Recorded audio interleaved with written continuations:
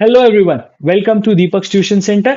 आज के वीडियो में हम लोग सीबीएसई 12 का अप्लाइड मैथ्स का जो पेपर है उसका आंसर की डिस्कस करेंगे 2024-25 का। क्योंकि वीडियो बहुत लॉन्ग हो जाएगा इसलिए मैंने इसको सेक्शंस में डिवाइड कर दिया है। सब सेक्शंस का लिंक वीडियो में नीचे गिवन है, तो आप उसको जाके वहां पे देख सकते हैं। चलो let us move to the section B.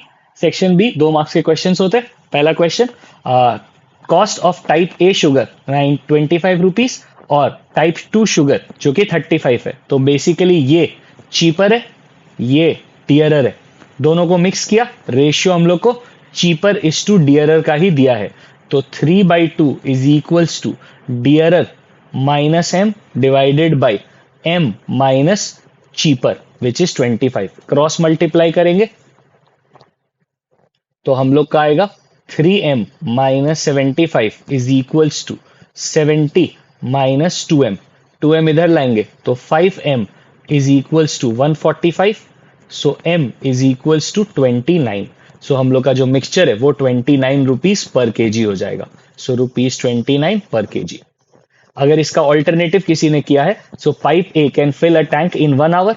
1 hour को हम लोग 60 मिनट्स ले लेते हैं। और pipe B can fill a tank in 1.5 our.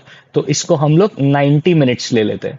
So pipe ए का जो टाइम है वो होगा 1/60 और पाइप बी का जो टाइम है वो होगा 1/90। दोनों को ऐड करेंगे, 1 आवर वर्क बेसिकली, दोनों का 1 मिनट वर्क सोच लेते हैं। सो इसका बेसिकली 180 आएगा एलसीएम।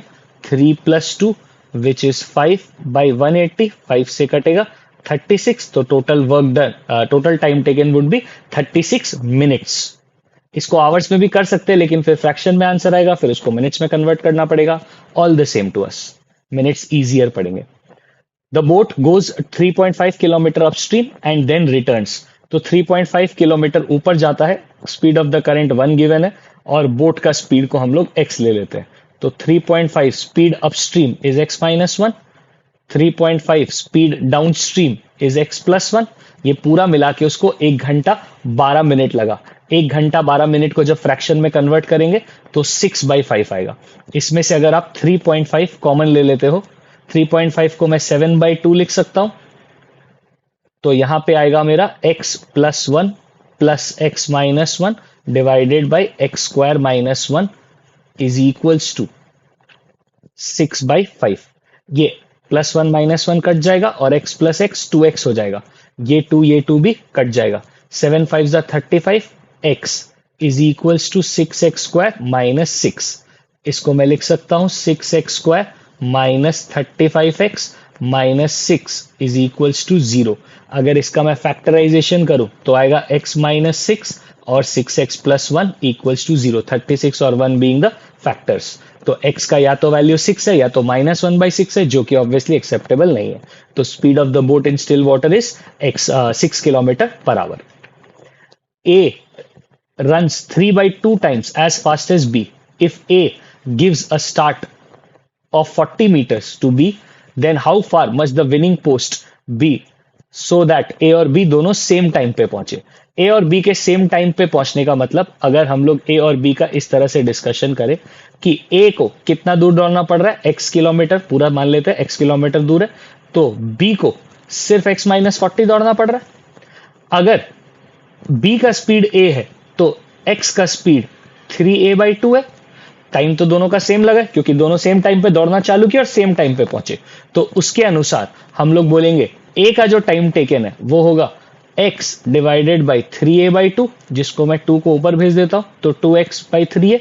और B का जो टाइम टेकन होगा वो होगा x - 40 बाई A और A gets cancel, cross multiply कर देते हैं। 2x equals to 3x - 120। तो x इज इक्वल्स टू 120। तो बेसिकली 120 मीटर दूर लगाओगे तो भी 40 मिनट का स्टार्ट देने के बाद भी A और B सेम टाइम पे पहुंचेंगे। नेक्स्ट 2 मैट्रिक्स दिया है, हम लोग को सिंपली इनको मल्टीप्लाई करना है।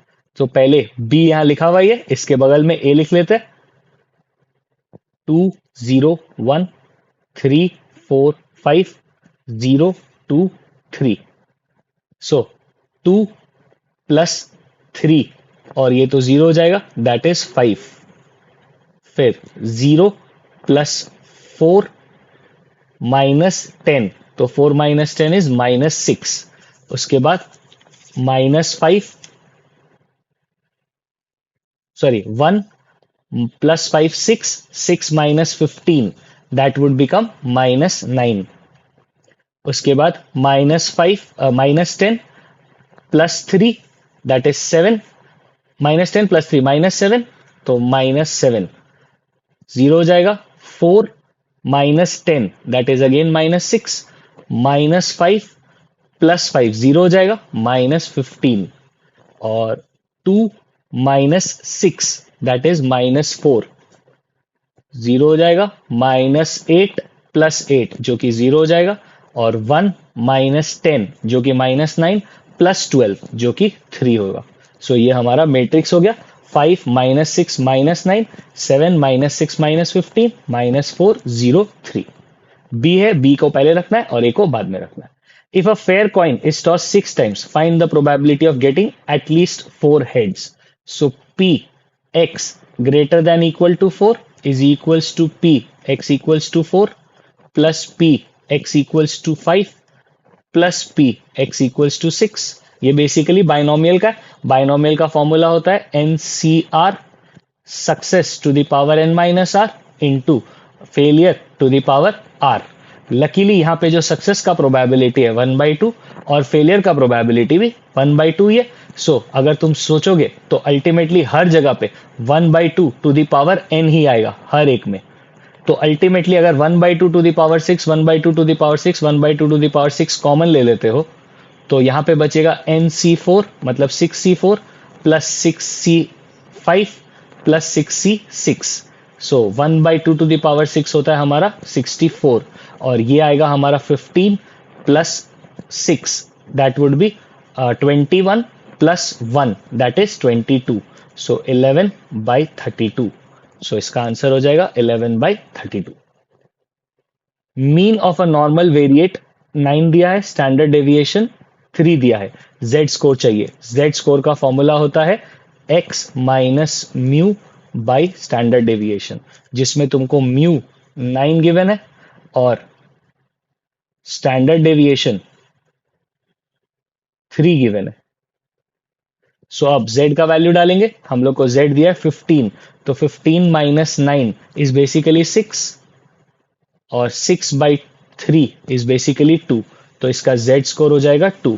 और डेटा पॉइंट जब z स्कोर 4 है तो 4 is equals to x minus 9/3, तो 12 is equals to x minus 9, 12 उधर चला जाएगा, 21 इज इक्वल्स टू x। तो डेटा पॉइंट हमारा 4 हो जाएगा, 21 हो जाएगा। सो 2 मार्क का क्वेश्चन भी बहुत इजी दिया है, बहुत ही आसानी से सॉल्व हो रहा है। अब कोई कैलकुलेशन मिस्टेक कर रहे हो तो अलग बात है, नहीं तो क्वेश्चन पेपर बहुत ही इजी फ्रेम किया है।